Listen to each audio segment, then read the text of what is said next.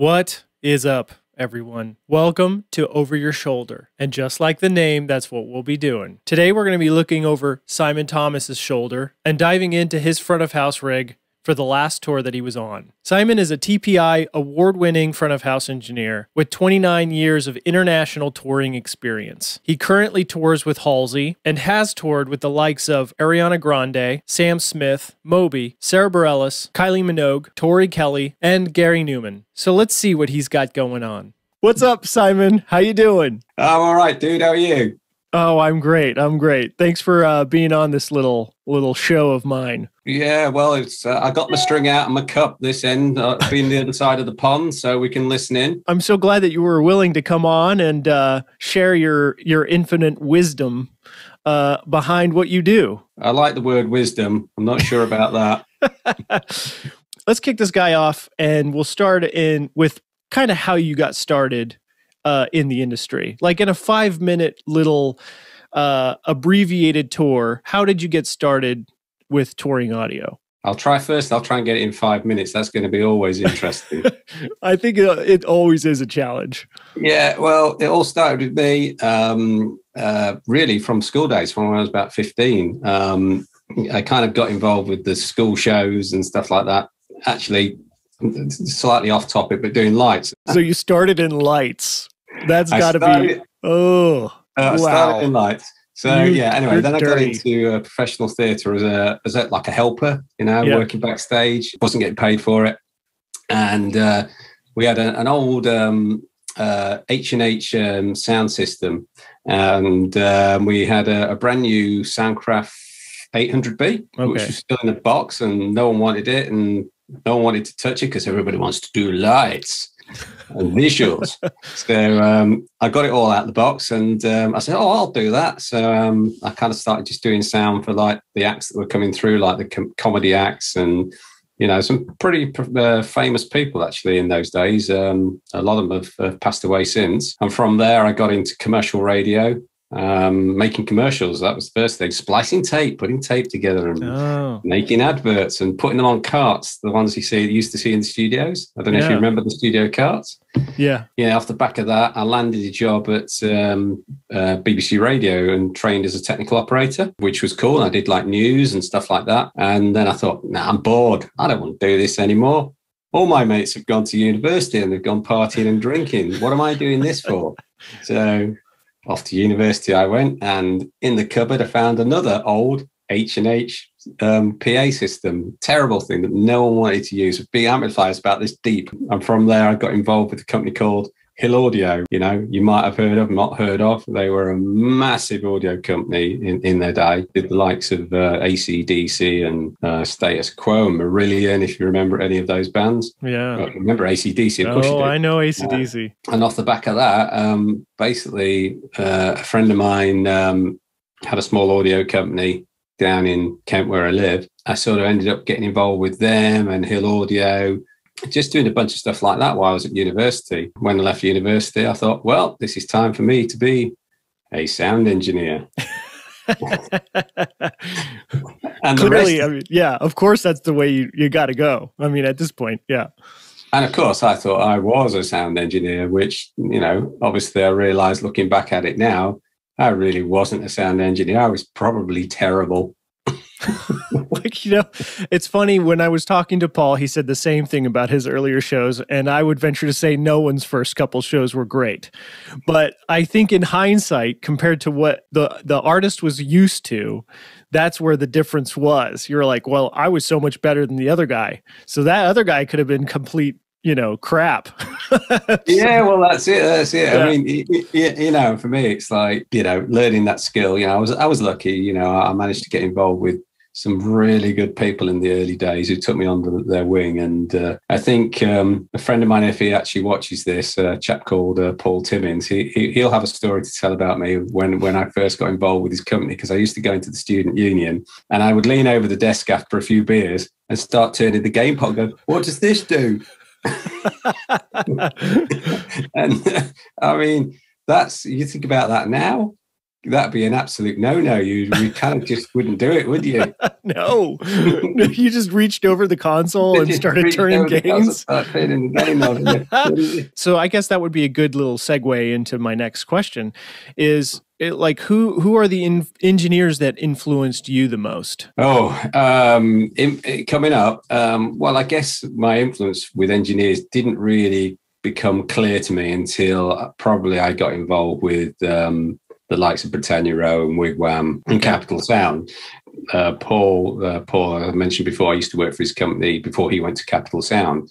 But I guess as engineers go, one of the greatest influences on me was a chap called Ray Furs. Ray Furs. Ray Furs, he's retired now, legendary engineer, sort of same time in history of engineers as the Robbie McGraths of the world, the Gary Bradshaws and all that lot. I was raised basically systems guy and babysitters, as we used to call them. So, yeah, he taught me a lot.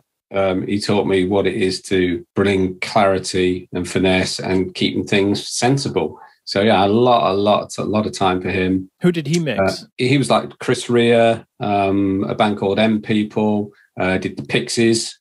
Okay. Those are three I can think of at the top of my head. I had a lot of respect for Robbie McGrath. I watched Robbie perform some quite amazing stuff, in the round with Simply Red, which was kind of really impressive with 300 boxes in the round and 52 monitors on stage or whatever they had on stage. So there was a lot of stage noise and got some great results. Those are two names that obviously, had an influence to me. And obviously the legendary Gary Bradshaw is always a pleasure to go and hear him mix for sure. He's one of the legends out there, in that sort of age group. And there are other great engineers like Steve Levitt, and they were all great engineers, all very different, but all great engineers.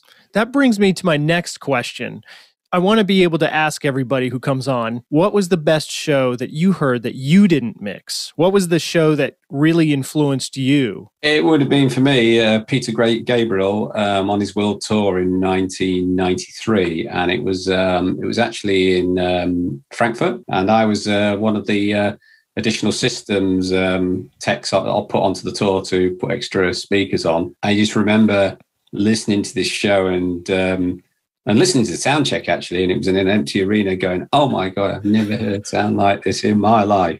And, I went and got to speak to the engineer. I wish I could remember his name to this day, but I knew he mixed that album. And that is definitely one of the big influences to me about the way forward and getting me into audio and, all about quality and hi-fi and everything all in one go. Amazing. Okay. So do you remember anything specific about the mix that was so different? Is it like the space, the depth, the impact? Was it more like a record? Yeah, it was all of those, to be honest, Drew. Okay. It was the first time I'd ever heard drums in a PA system that sounded like clarity, depth, punch without all the mess. Yeah. And I do remember one thing specific about it, and I know all engineers always talk about this when they first get into this, the kick drum. This kick drum, the whole drum kit sounded amazing. I went up to him and said, oh, wow, man, this sounds amazing. What's going on here? It's really simple, Simon. It's an amazing drum. I think it might have been a Yamaha drum kit at the time. And it was a B&K mic, almost looking like a rifle mic. Can't remember which model it was. And that was all that was in this drum. And this thing just sounded like that, just hit you in the chest and knocked you over, but it was solid. But then it was all the other stuff around it. All the instrumentation was like clear and clarity without being harsh. And yeah, I think it was just the overall sound was amazing, but particularly how good the low end was, which was always a problem when you went to shows in the early days. And it's still a problem today, but more so then. That it was just, it was just a lot of the low end was unintelligible waffle. But that was one show. Yeah, the other show I can really think of that influenced me as well was going to Wembley Arena back in sort of like probably the late 90s. And I was working for Wigwam at the time as a add-on system tech, bringing some extra equipment in. And Dave Nattell was mixing Lionel Richie. I just sat there and he got an old PM4000, 2 reverbs, a delay, 6 gates and 4 comps, I think, all he had in the rack. And I was listening to this show. And again, I sat there thinking, this is amazing, because Wembley, again, was always known for not being a great arena. Again, he had the low end dialed, and it sounded amazing. But the one thing that really stuck out in my mind was his tom-toms. His toms. And they, you know, it's like, again, it was nice to hear a drum kit that was like, you know, not just kick, snare, hat, and a few cymbals. It was like kick, snare, hat, first tom, second tom, rack, floor. You know, it was like dum dum dum dum. You know, it's like, yeah, okay, this guy knows how to make a drum kit sound like a drum kit, not make it sound like three instruments. He makes it sound like one whole kit. So that was great, and the vocal was great, and I just remember it clearly. You know how great it sounded, and the first thing I saw was the plexiglass around the drum kit. That was kind of cool. Was that the first time you saw that? Yeah, it's the first time I'd ever seen it. And I thought, oh, what's this all about? You know, and I got to speak to Dave, you know, because he's a really nice, approachable guy. And he didn't know me from anything. And he was like really, really like, you know, really, really nice guy to talk to. And, you know, he's influenced me. And I was talking to some people about some shows too. It's like, I don't believe his workflow has changed significantly that much to mixing the Stones, because he currently mixes the Stones, right? That's right. Yeah. I mean, you know, Dave is, you know, a legend, and he's been around a long time, and he's proved what he can do, and he's done some of the biggest bands in the world. There's no two ways about it. And, you know, we all mix differently, and we all have different influences, but there are certainly people out there that have influenced us all. They're the guys that came through the boxes that sounded horrible to the, you know, getting us boxes that sounded better. And without them, we wouldn't have the better boxes and equipment we have today. But there is one more I really have to throw in there who you know, again, I forget, was a really good influence on me. It was a guy called Clive Franks. He's now retired, and he was Elton John's engineer. I did a tour with him probably about 15 years ago. I was working for an artist who was special guesting on tour around the UK. He I'd never met him before, but you know, I'd heard everybody say, "Oh, Christ, great! You know, he's brilliant." And he used to sit behind a PM for 4 or 5,000. I think it was 5. It was a 5,000, and he would sit on the riser, but on the floor, so the desk would be like, you know, just a couple of feet off the ground, and he took his feet underneath and he'd mix that on the riser floor. Yeah, he was great. Yeah, he kind of like influenced me a lot. Apparently he said that I influenced him a bit. I don't know how that could be, because, you know, I was way younger. But apparently he liked my mix, and he used to play around with the PA and tune the PA around my mix, because he said, "Oh, if it sounds all right for you, it's going to sound great for Elton." Yeah, I love that. I mean, being able to step out of his comfort zone and do something different with that kind of an artist is that's pretty amazing. Yeah, 100%. And I still keep in touch with him from time to time. He's retired down in New Zealand now, so okay, you know, good guy. What was the last tour that you were on, and what is basically the rack that we're about to go through? So that would have been Halsey, and that would have been part of the Manic World Tour. Was sort of like, I guess, kind of mid-flow, really. We're kind of halfway through, about to take a break. So what we'll do is we'll go through each piece of gear, and we'll kind of explore that. But before that, let's talk about the console and the reason why you chose that console for this tour.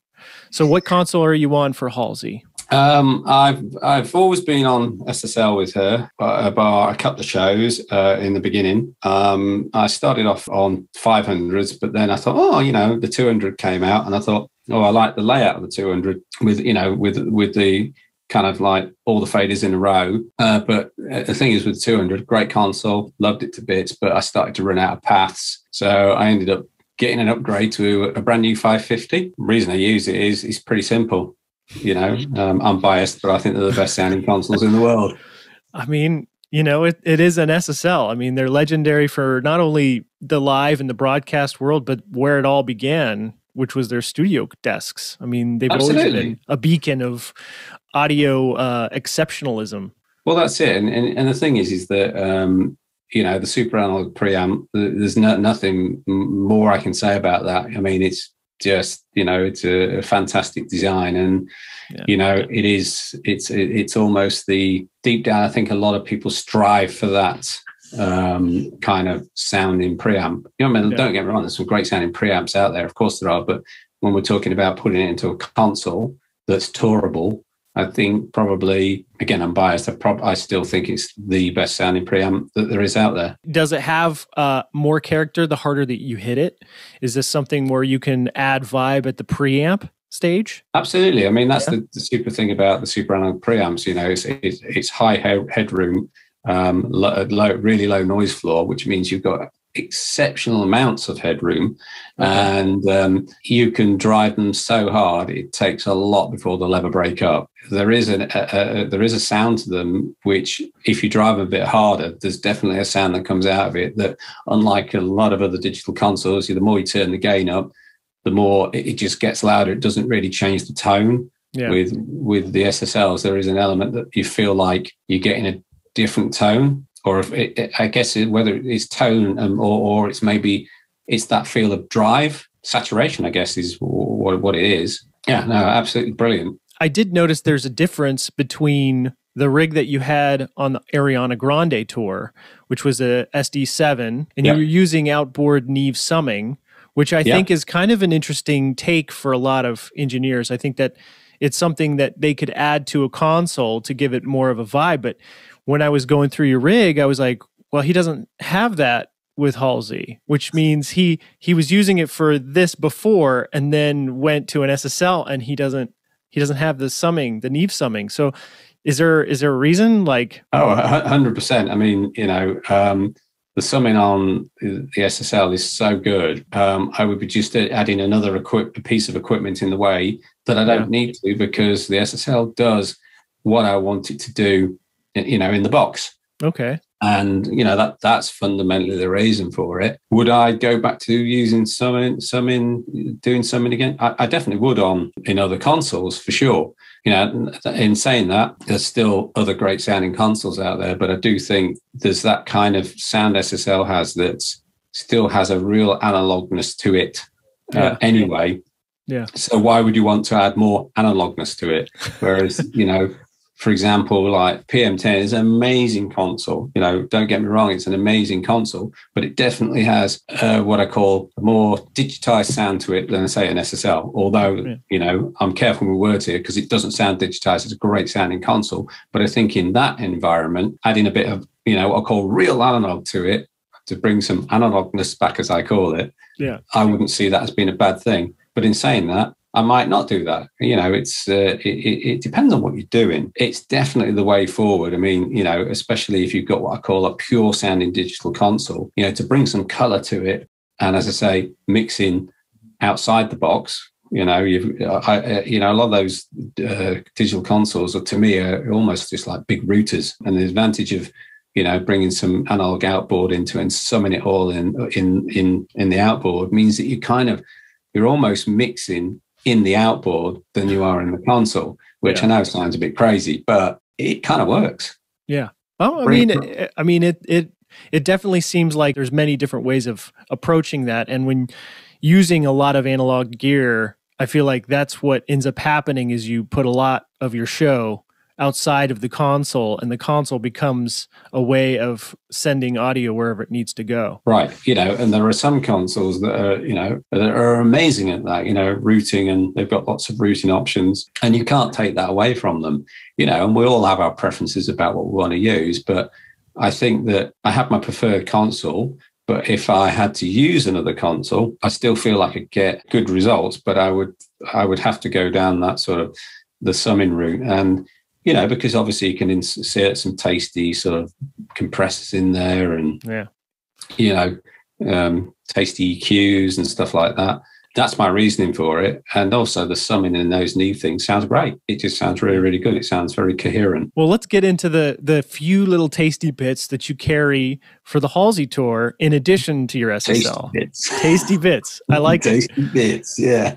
Okay, so first off, we're looking at the top of the rack. I wanted to ask, is there a reason behind the positions of the gear in the rack? Is it for ease of grabbing during the show? Absolutely. You know, it's, you know, I tend to like to have my sort of master bus right at the top because, you know, it's something that throughout the show, depending on what we're doing, I might want to do a bit of a tweaking here and there. And it's good to have that, as that's the finishing tool, if you like, of the mix. So this is over your left, right? That's right. Yeah. I should probably make that clear. Yeah. So the Portico master bus compressor is across my stereo bus. Yeah, that's right. Great bit of kit. A bit of a story behind that for me, actually, because I first heard it when I was out mixing Sam Smith when I did his first album cycle. But the trouble is, it was so new at the time, I couldn't actually get my hands on one. And it was like, oh, I really want one of those. It's great. It's brilliant. And then actually got my first proper use of it was on Ariana.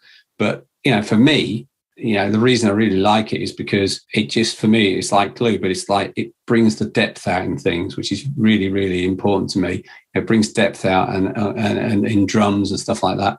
But what I really like is the way you can focus stuff using the section here on the side, which they call it SFE. For me, it's the fact that you can, aside from the compressor being, solid and like glue and the functions being really good. We'll come back to all that in a minute. But for me, what I really liked about this unit was the fact that you've got this SFE section, which has got depth and width on it. So it's almost like your depth of field. So anything that's down the middle, you can focus almost backwards and forwards, things like snare drums and vocals. Oh, okay. You can kind of pull it backwards and forwards. But what also I like is the width. So anything in the stereo image, you can spread quite far. So, the advantage of that is you can spread the image, but also bring out those things, what I call in the central sort of stage image, backwards and forwards using the depth.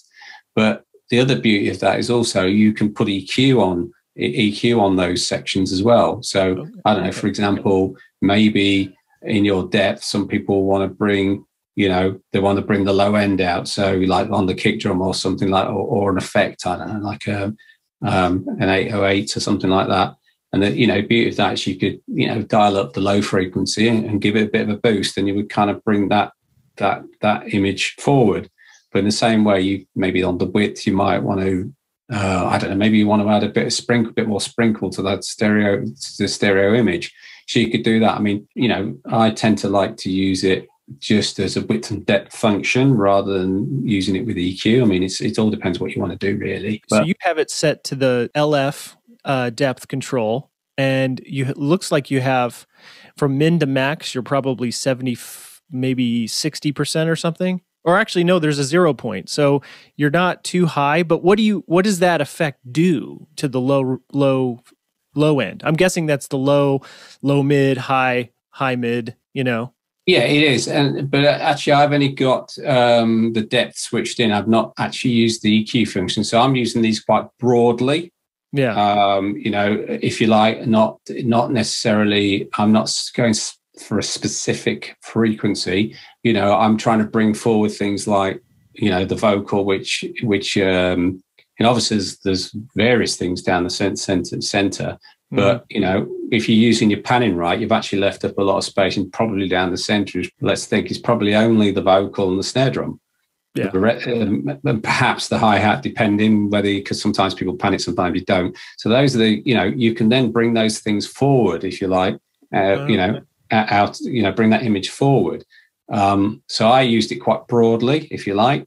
Okay. So it brings the whole lot, and not you. If you wanted to, I guess you could probably choose something like, maybe you're struggling a bit in the high mids. You might want to bring that up, that forward. But for me personally, I don't want to do that because I think there's enough high, mid, and highs in all these PAs these days. I don't think that's something you would need to do. But that's just a personal opinion. But again, I use width quite generally, because obviously I've done all the panning on the console. I'm just probably trying to widen it out just a little bit. Just the top end, it looks like. Well, again, I don't have it switched in, but you could do that. Got it. Okay. Do that. Okay, so the depth switch, the EQ switches on those turn the actual units on. Yeah. Got it. Okay. I have used the depth and the high frequency. In fact, we use the depth. I use the depth function on Ariana on the low end, and on the width we used some of the high end, because so much of it was done in the box on Ariana. It was a tool that was very useful. Whereas obviously in Halsey, I was using SSL, which has got all the nice top end and bottom end that I would possibly want. So I didn't feel I needed to do that. What I like about this unit is the blend and the texture, the silk buttons, which I think are super cool. I'm trying to see if I've got which. I don't actually have it switched in on this. No, yeah, you don't need it. It doesn't look like you need it. No, and the only time I tended to use it was if I was doing outdoor shows when I'm getting these big temperature changes. Okay. I found it quite useful just to, as a quick go-to, go, it's just sounding a little bit dull. I just need a bit of sprinkle to it. It's like a quick fix to go to. And also you can kind of just bit by bit make that change rather than being reliant just on his systems guy to be checking the temperature and making the compensation. Yeah, it's probably not scientifically perfect, but our ears aren't scientifically perfect, are they? So I really like that. And for me, it's the blend function is the festival saver. That parallel sort of function just allows you mix. You can just literally grab hold of that thing. Someone's tapping on the shoulder going, all right, turn it down. And you're like, instead of just obliterating your mix, you can just go, okay, just give it a little tweak. So for me, it's just so many functions in one box. So do you find yourself for normal show application running about 50%, or do you usually run 100%? No, I usually run about 50, 55, 60 somewhere. So kind of like a parallel compression or a parallel path to this. Yeah. Correct. Okay. Yeah, correct. Right. So, you're still keeping that kind of like what I call naturalness to your mix, but you're obviously, which is important because we've all heard over compressed mixes. Yeah. But I think what this unit does really, really well, and I'm glad you picked up on that, that blend is really important when you're, making those adjustments between sometimes like on festival, it go, it's got to be a bit more compressed than I want it to be, but you can still keep some of the realness in there without completely destroying your mix. Let's jump down to this, the Fusion, the SSL Fusion. I've seen it used a lot. No one that I've seen uses it quite the way you use it. So what are you using this guy on? That was a leading question. He's actually on one of my stems. It's actually for the vocal. It's on my vocal stem. I love it. I'm using it to, if you like, finish the vocal. So this is at the end of the chain on her subgroup. Correct. Okay. Correct. All right. Well, let's dive into this guy. So it looks like we got a lot of cool stuff in this unit as well. And I'm assuming I'm colorblind, so I'm guessing those are green switches. Yeah. So starting from left to right, as you look at it, you've got your input trim, you've got a high pass filter, and then you've got drive and density, which is like it's like saturation, second and third harmonics and that kind of sort of stuff. And each green unit are the units that those processes that you're using for her vocal. You're using the vintage drive, the EQ. Yes. Yes, absolutely. So this is good. Actually, keeping it simple is going through quickly through each stage. Yeah, so vintage drive, bit of EQ, the high frequency compressor. I'm not using the stereo image, but I will talk about that a little bit. And then there's a transformer function, and then you've got your output, which is kind of cool. As I say, you've got the vintage drive, which is like your harmonics and this, that, and the other. And I use this depending on the songs. So, for example, she did a song called Nightmare, which I think you probably remember the single, where it's got that really distorted kind of crazy vocal, but it's like so this is what I did. I basically took the drive and I pinned it all the way around, so the unit was just rammed in the red. It didn't move out of the red. It was just solid red all the way through, and that's how I managed to get that kind of distorted pop vocal that was on the record. That's how I did it using this. And is this the reason why you brought this on for that particular effect? What brought you into bringing this on to the vocal? Because this is kind of usually like a 2-bus processor. Right. The reason I brought it in was I had a feeling it was going to add loads more headroom to my vocal without creating any feedback, and reducing any potential feedback issues. Because when you're artists in front of the PA and doing all those sorts of things, you're looking for every bit of juice you can get from everywhere. But there's ways of getting it and getting clarity from it, and ways of getting it where it's just a mess. And I was looking for something that was going to give me, those harmonics, which are really useful, the nice harmonics and stuff like that. Our ears are very pleased by distortion, funnily enough, aren't they? That's how if we can get the right distortion, it appears to be louder, doesn't it? Yeah. That's the reason I took it. And then obviously I'd heard about the Violet EQ, and that kind of brought something back to me from the Ariana tour, where we'd used one of the Neve. Let me come back. The I think it's a shelter channel. Yeah, shelter channel. There you go. There you go. Which was, again, it got that kind of, that was across Super, and it got kind of EQ. You know, it's one of those things, again, when you're in front of the PA and you kind of think, oh, you know, maybe I could just quickly knock down the top end a little bit without having to like dig into the console. It's there at hand. Actually, in all fairness, I ended up using it a little bit differently, because I found that with all the extra headroom this unit gave me, I was able to really use that EQ to get, if I was looking, you know, for a bit more sprinkle on the top of the air, if you know what I mean. Yeah. I would drive this in to the high frequency compressor. So basically, the idea being is when she's kind of was singing softer, I'm still getting that nice top end coming through. But when the artist nails it, it pushes it into that high frequency compressor and then squashes it down. So it's kind of just feels like it's flowing more the top end, if that makes sense what I'm saying. Okay. It feels like it's got to flow. It's opening and closing what I call more naturally. I mean, it sounds like a severe gate, but obviously it's not. I'm trying to give an analogy of how I think it works. Yeah, no, I mean, that's great. And that's what I want to know is like what the process. Cause I mean, I'm assuming that's the signal flow is the drive into the EQ, into the compressor, into the stereo image, and then through the transformer and then out. Yeah. And that's it. And then obviously a lovely bit of transform. You can't beat any of that, can you? No. And that was essentially, that was kind of the thoughts behind it. Is she a quiet singer? Yeah. Is she on the quiet side? She's dynamic. So she goes from being very quiet to being very loud. So she's a very dynamic vocalist, which, you know, based on her songs, I can kind of see why that is. It, you know, makes a lot of sense. There's also something that you have, and I'm assuming it's on the group as well, that I think is kind of different from how most engineers work as well. You have a Lake LM44 module over her. Yes.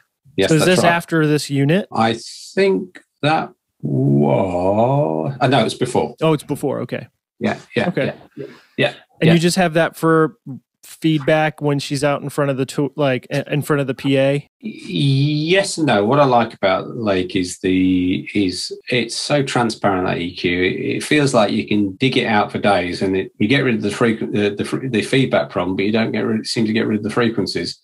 If you see what I'm trying to say. Yeah. I know that sounds kind of crazy what I'm saying, but it's just one of those EQs where I feel like you can solve the problem, but still keep the integrity of whatever you're EQing together. In all fairness, the SSL EQ is really, really good for that. But I just wanted something that was there on a tablet, you know, in front of me. And also the nice thing about it is we would have it all hooked up through Smart to be able to see what was coming off her vocal. And we would reference it, make, you know, on the Lake, make adjustments according to, if you like, temperature and stuff like that. So we would follow, and also in pitch that, you know, we could look at the note and, you know, move the frequency around according to the note, which is kind of useful in some songs. You know, some songs where sometimes it's getting on the edge of possibly getting harsh, but you don't want to lose too much of it out. If you take the wrong frequency out, then you lose the intelligibility, don't you? So I was using, you know, the Lake all tied up with Smart was my way. So basically I had a reference of her vocal throughout the whole show. So I would have an overlay in my Lake showing all the frequency response throughout the show, so I could follow it. And then my systems guy, if I just leant over and said, yeah, can we notch that out? He could reference exactly what frequency it was and then just get rid of it. So we're chasing our tails. That's genius. It was. I just remembered that actually, and I wish I could remember exactly how we connected up, but it's all a year. But I think you get the principle of it, don't you? So that's what's more important here. Is the Lake acting like the channel EQ in a sense as well, or are you doing most of that on the channel strip, sending to the group where the Fusion and the Lake is? Well, the channel strip is, if you like, as you would expect, is giving the general shape of her vocal. Or any vocalist. I would say the Lake EQ was like my other PA within the PA. I think we talked about that. We talked about this before, but I'd forgotten we talked about this, so we'll talk about it now. I think I said, you know, I tend to, slightly jumping off topic here, but it's a part of the process of this. When I EQ my PAs, I tend to EQ my PAs so that they are full range with that are balanced, you know, from the lows all the way up to the tops. but I tend not to over EQ them other than where necessary, so that we have the full bandwidth available to get the band sound. With that in mind, sometimes if you have all that information in, sometimes you can get into problems with vocals, the low mid sound wrong or the top sound wrong. And this is where I think a lot of people go wrong. They over EQ the PA with the artist's vocal mic, and then wonder why the vocal kind of it's okay, it sounds pretty okay, but the band just sounds lost and out of context of the mix. The Lake essentially is like the PA vocal EQ on that stem. The main shape will be done on the channel, but the actual, what I call icing on the cake, is definitely done on the stem. Okay, cool. That's kind of my approach. So let's check out what else we got in this rack here. We got a Brocasti M7. I'm assuming this is for the vocal. Aside from it sounding incredible, is this just something you're used to that you know? Not really. I've always loved TCs, and I've always loved, I used to always love that TC 4000 unit. Okay. And the reason I loved it is because it was one engine, super simple to use, and had some really nice reverbs in it. Big problem is that every time I did a tour, a different reverb unit would turn up, or it wouldn't be, we don't have a 4000. We'll give you 6000. Then I have a big 6000 in there. It's like with this lark and all this stuff, and it's like, no, I don't want this. I just want to keep it simple. It was like sitting there thinking, well, maybe I just need to find something consistent. And obviously these are commonplace now, and they are great sounding. I think that was why I went for it. I think actually, when I think about it, there's coming back to what reverb that is. I think I had a couple going on there. I think I used one called, it was called Vocal Shimmer. I think it was called. It's one of the ones I used, which obviously I think on there is 1.75 seconds. That I'm pretty sure it was Shimmer. Okay. And I think one of the other ones is, I think it was Vocal Plate A. I think Plate A. Because I think they got Plate A and Plate B in them. So they were kind of my go-to kind of reverb sounds. And really all I was looking for was something that was outside the console that I could go to quickly, grab on a daily basis, do what I need to do, and just have a different texture to all the other reverbs that are really going on in the console. That was the reason. Okay, so moving on from that, we have, it looks like the Alan Smart C2, which is an SSL style compressor. What made you veer this way instead of using a traditional SSL compressor? Right. Again, I think what happened was this unit sort of like come and gone. On various tours, and then keeps coming back again. What are you using it on? I forgot to ask. What do you have this on? Right. Why'd you choose it? Right. Okay. I've actually got it on one of my stems, an instrument stem, which basically on this particular gig basically is all the keyboards, the bass synths. What else is in there? I think originally there might have even been all the instrumentation going through there, like guitars, keyboards, and anything other than drums, if you know what I mean. Okay. And anything other than playback stuff. We'll get to that in a minute. So essentially it was just the bass synths, all the piano-y sounds and this, that, and the other. And it was a weird one really, because, a lot of people don't really use it. You see it a lot of times being used for drums and that, because you can smash it and it sounds great. But the reason I liked it so much is the crush function, adding those extra harmonics and this, that, and the other. And it just makes all those piano-y sounds that can sound a bit insipid and lost just become much more forward and in your face with tone. They give you tone, which is what I loved about it. But also what it's really good at, it's actually really good on kind of bass stuff. It just seemed to kind of fit all the things I wanted it to do in one box, because I'm always trying to think simple, so I don't have to have lots of things.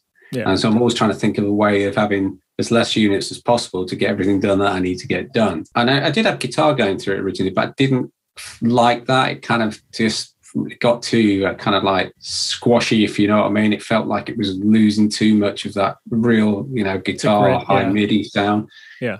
So actually, I stopped doing that and did that through the console in the end, and that worked out really, really well. Yeah, that's why I used it. But I've used it on drums before. I used it on Ariana. I used it on drums. Okay. Yeah, because I loved the crush function. I thought it sounded great. It does have a crush button, which is pretty it has awesome. A crush button. Yes. All right, so let's check this guy out. This Fatso ELS7X. What are we doing with this? What are we doing, Simon? He's doing all my playback stuff. Oh, really? Okay. Yeah. Quite often we find that when we get track stuff, it's sometimes can sound a bit over EQ'd. It can sound, sometimes it can sound a little harsh once you start putting into big PAs. But the problem is when you start pushing it through compressors that I call, what I mean in the purest form. For example, if I pushed it through the Smart, it would just sound squashed, and we'd start to lose some of that presence that we don't like, but we can't lose all of it. And this is what I like. I'm probably sounding a bit contradictory here, but I'll get to where I'm going in a second. The reason I like these Fatsos is that the main thing for me is the function in the middle here, which is like the warmth control. There you go. You can see the one that says warmth. Yeah. We have it on 3. There you go. So, basically this to me is the bit that's important to me, because it allows you to, those sort of transient spikes of things like random hi-hats and random tambourines that come into your mix and you go, oh my, that just nailed me in the forehead.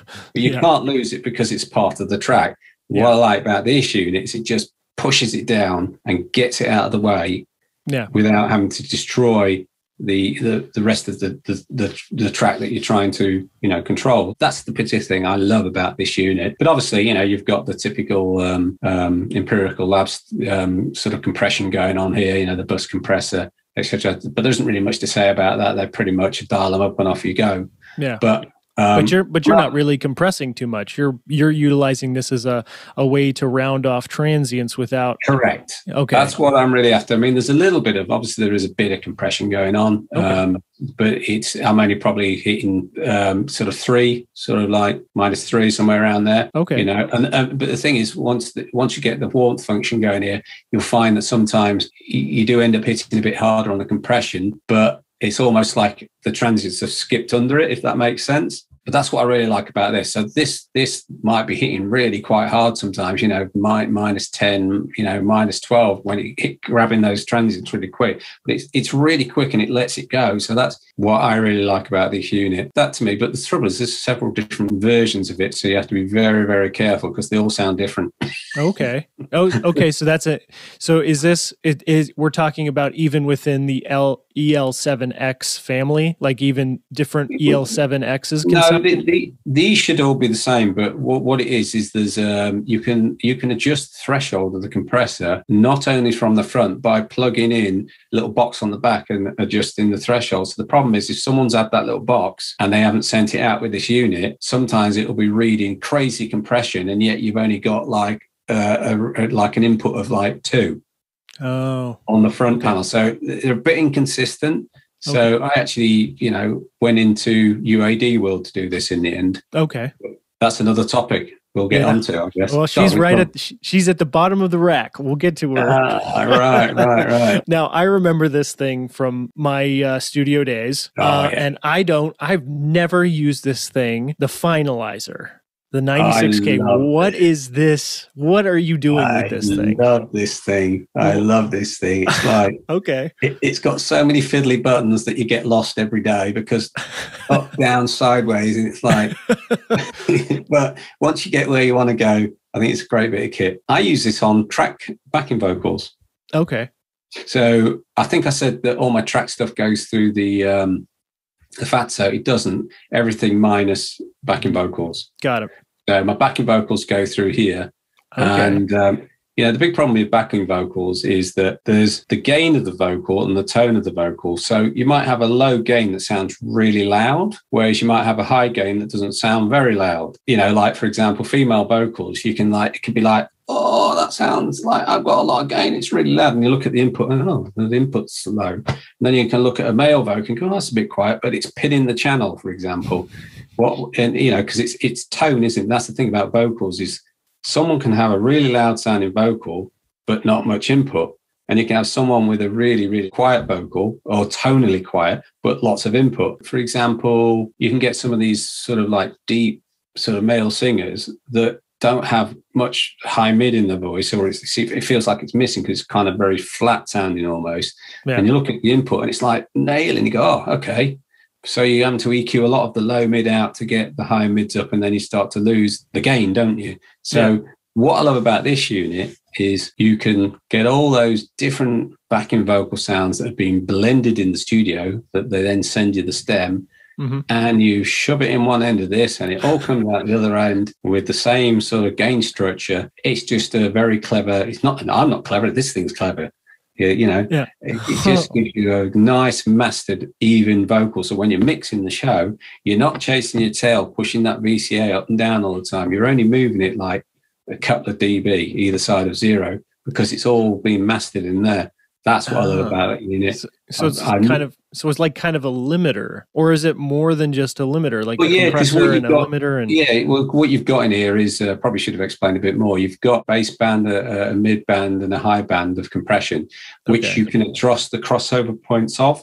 Got it. So which I do. I tend to adjust the crossover point in the high mids a bit more, and up and down depending on what material I've received. So, and obviously you can adjust the threshold. And the ratio of those bands as well. So there's obviously a fair bit of adjustment you can make in there, and obviously there's a limiter as well if you want to go more into that. So it's a multi-band and a possible limiter, but you're using it for more of the multi-band control. Correct. Got it. Correct. Now I could arguably do that in the console with a lot of the stuff that's going on today. But again, this is an example of a bit of kit that I feel like really does make a difference. It's surprising that you go out of the console for this, and also having a UAD rack. That's why I'm fascinated with this. I guess it's just kind of a mastering device. That's it. I mean, it's at the end of the day. Some people put it on the input side of it. I decide in this particular situation, I've got my groups, if you like, or my stems, which is my, where everything's going when it's split up. I suppose I probably should be a bit clear about what I'm doing. I'll have a drum stem. I'll have two drum stems, actually. What one's doing kick snare and the usual kick snare hat overheads and all that sort of stuff. And then I've got a separate tom stem as well. So they'll be processed with something in the console. That's all console based. And then I've got my my instrument as we went to, I've got my instrument compression channel. I've got my playback minus vocal processing, and then I've got my backing vocal processing. So obviously these are all my different stems with all my different processes on. Like you say, I probably could dig into UAD world, and I might well do more, but moving on to that later. But to be honest, I think I like the combination of different bits and pieces. Yeah.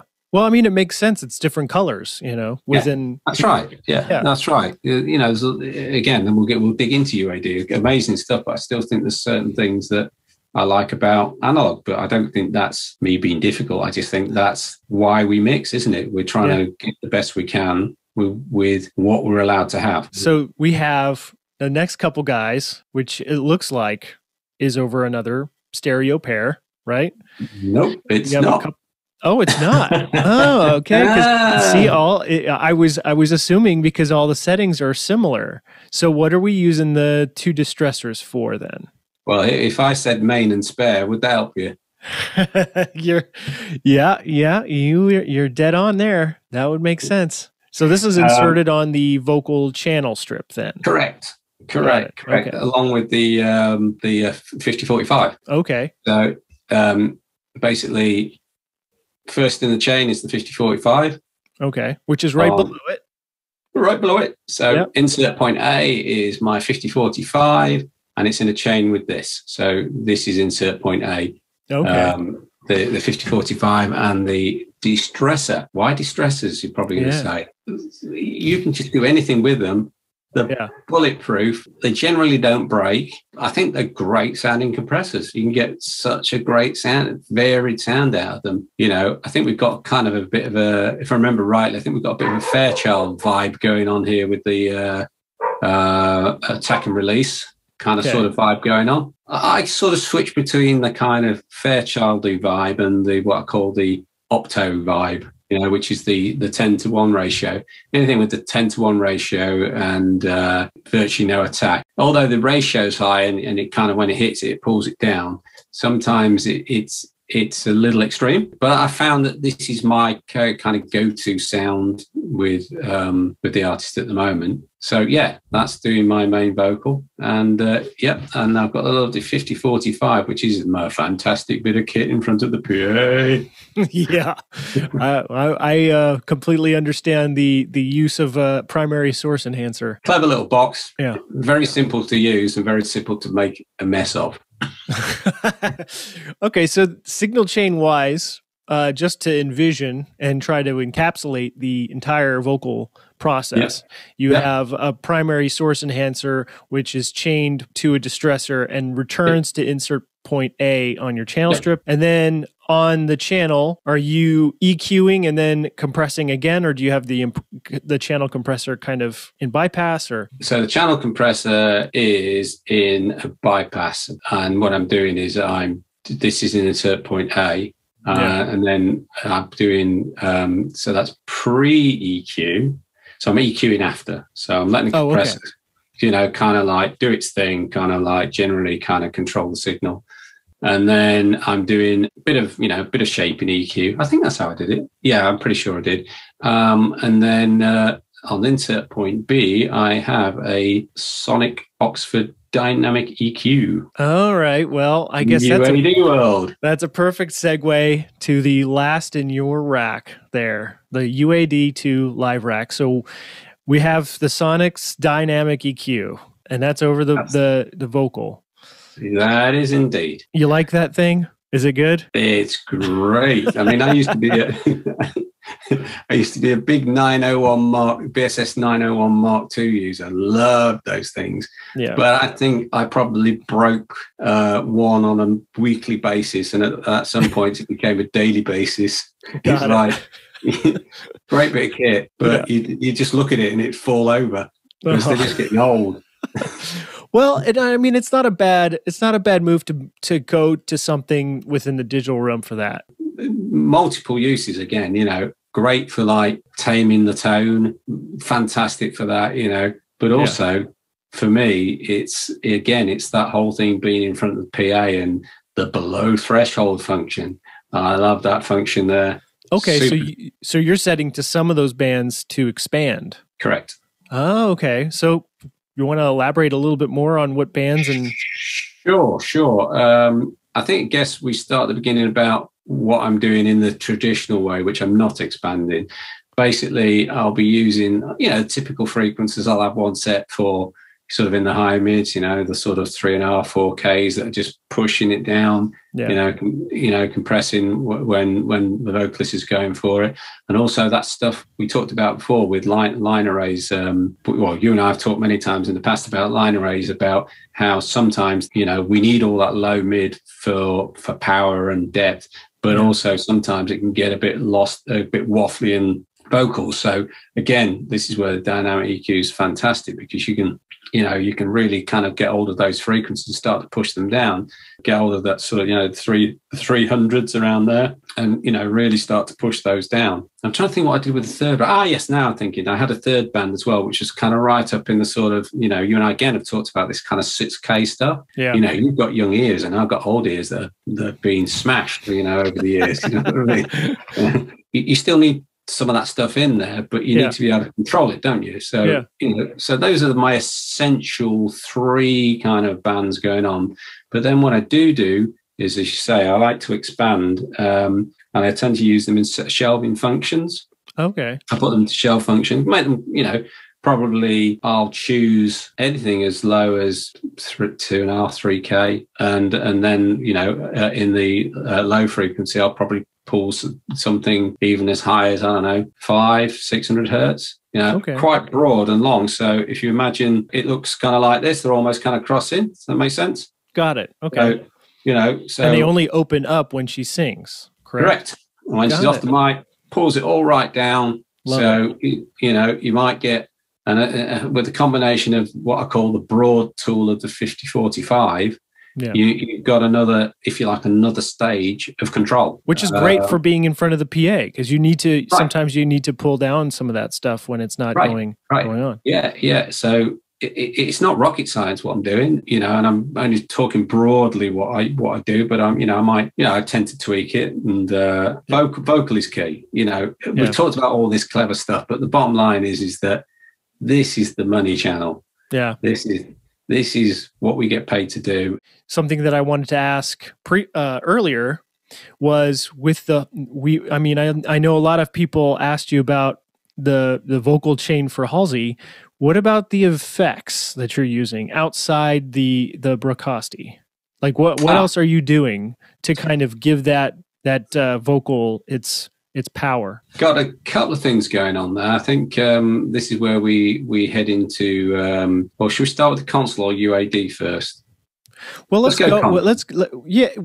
just jump back to the UAD, and we're on the UAD. So we're 2 channels in. We got 2 Sonics EQs, one for main and one for the backup vocal. What else do we got going on in this this box that has to do with vocal effects? Right. Well, we've got Cooper Time Cube, which essentially is just like a super fast delay with a bit of stereo image on it. So it's like a doubler. Is this going to be like kind of a doubler? Kind of, yeah. I mean, it allows you to hear the pronunciations at the ends of words a lot clearer. Okay, if that makes sense, what I'm saying. It definitely creates a slight thickness to it, but it's about how the words are pronounced. It just makes them clearer to me. I'm sorry, I'm not doing a very good trying to explain this. Again, it's a year since I've done a gig, and this is the hard part. But essentially, it's a stereo delay with a sort of very short milliseconds. You know, sort of maybe, I don't know, for example, 10 milliseconds on one side and maybe 15, 20 milliseconds on the other side, something like that. Just delayed. It's really that simple. And also within that same rack is like a sort of a flanger sound, but it's like really not as you would think, like that true like hard flanging sound that you can think of. Yeah. It's quite subtle. Again, you have to be careful with that, because that kind of flangy sound can almost like sound like a bad harmonizer if you're not careful. I like it because it just kind of fills the vocal. It's all about every little bit I can add down the chain to make the vocal sound bigger. Why not? If you were to pick one thing, what is your secret sauce? What's the answer, Simon? What's your secret sauce? Heinz 57 variety. Not what I expected. No, sorry. Nice. That was nice. That's not what you wanted, really, was it? I'm trying to be taken seriously here, guys. No, seriously or non-seriously? Seriously, though, what would you consider your secret sauce? That's a question I want to ask every single person that I have come on to this thing. What is my secret sauce? Believe it or not, even though we've gone through all this technical stuff, is actually quite a simplistic approach to pretty much everything I do when I mix. The other side to that is listening to what you are told to do. You don't mix I'm not mixing for me, I'm mixing for all those people out there wanting to go and see that artist. I think secret sauce is listen, take on board what you're listening to, process that, and then put a plan of action together to come up with how you're going to create that secret. And the truth is, I don't think, you've probably heard this so many times before. I bet Paul said this. It ain't rocket science. He has said that. But you know what his secret sauce was? What? Distressor. That was his answer. Distressor. Right. And I'll respect that. I'm venturing to see that there's a common thread. A lot of people love a distressor. Well, the truth is he said, I've probably given my secret sauce from what I call the mental side of it. Yeah. Well, but that's an important part of it. But I think it's important to put that out there. No, it is. But from a technical point of view, I'm going to say the SSL Fusion. The second runner-up is SSL Fusion. But kids, remember, you gotta know what you're mixing. And pay attention to the people you're mixing for, right? Is that generally what we're talking about? That is generally what I was trying to say. I think your question was good. I think I went off at a tangent, That's okay. Never happens on here. I mean, it's got, yeah, I mean, it gets a bit random every now and then, but yeah, I just think it's important, a technical aside, I just think it's really important from a thinking point of view. We think about what we're trying to do. And that's part of the secret sauce. Yeah, well, but it's a big part. That's probably the most important thing that probably puts you in the position that you're in today, mixing who you mix. I hope so. Well, I mean, you're doing something right.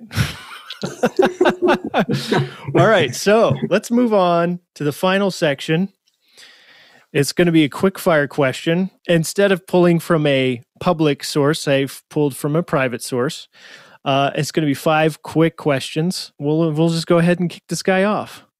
So here, this is one I stole from the last episode because I thought this was a good question. If you could only have one mic to do an entire show with, what mic would that be? SM58. That's a pretty good answer. All right, one piece of outboard gear, what would it be? Yeah. I mean, we already answered that. We already answered that, but you know, yeah. The thing is, there's two items on that list. You already did it. Okay.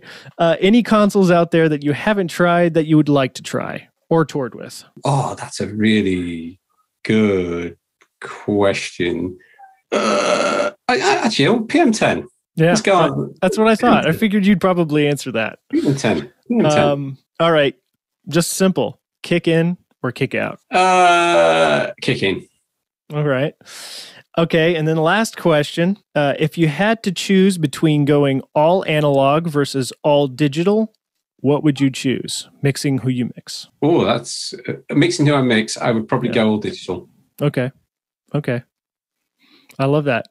Can I mix digital and analog together, or it has to be one? Well, that's the point of the question. Like either or. I mean, it's an interesting question. I would, again, based on my circumstances, I would go all digital. However, I'd be very fussy about what that was. Simon, thank you so much for doing this little thing with me. Yes.